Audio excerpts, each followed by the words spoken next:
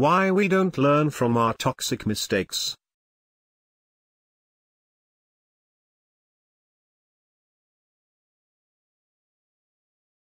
There were two medical tragedies that had been engraved deeply in the recent medical history.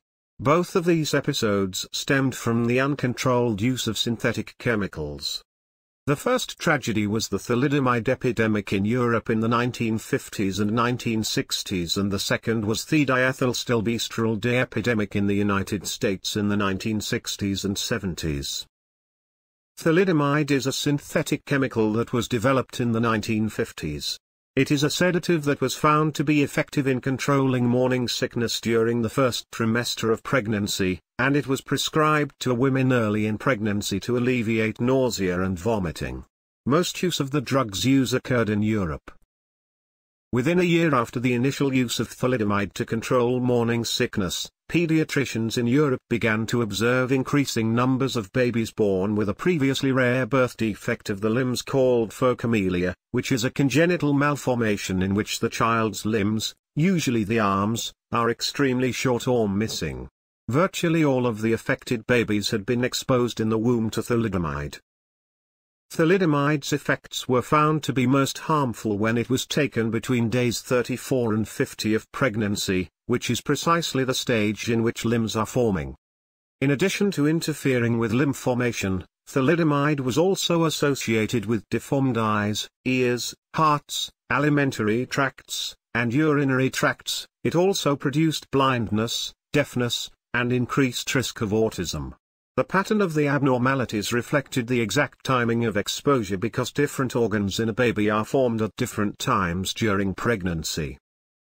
Thalidomide was prescribed extensively to pregnant women around the world, and more than 10,000 cases of phocomelia were reported, including 8,000 in Germany alone, before thalidomide was removed from the market and the epidemic was halted. The second tragedy involved diethylstilbestrol D, a synthetic form of estrogen developed in the 1940s.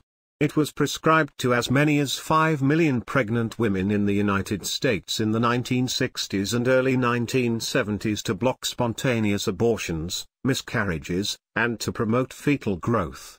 A decade later, gynecologists began observing cases of a rare cancer, adenocarcinoma of the vagina, in young women. Peak incidence of the cancer occurred in the years immediately after puberty.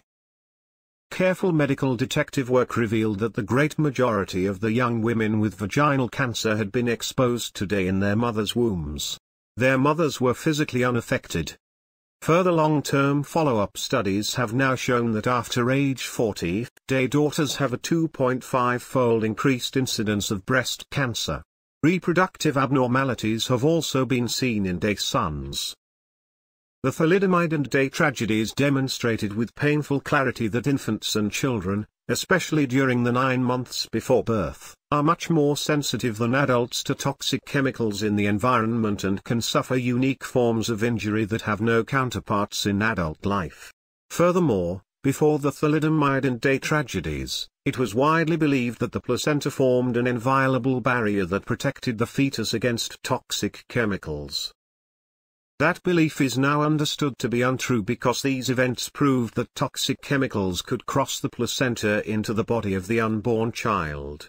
Nonetheless, thousands of new synthetic chemicals are produced every year without paying attention in any meaningful manner to the risk that may pose to pregnant women, fetuses, and our future generations. Copyright Academy House www.academy.house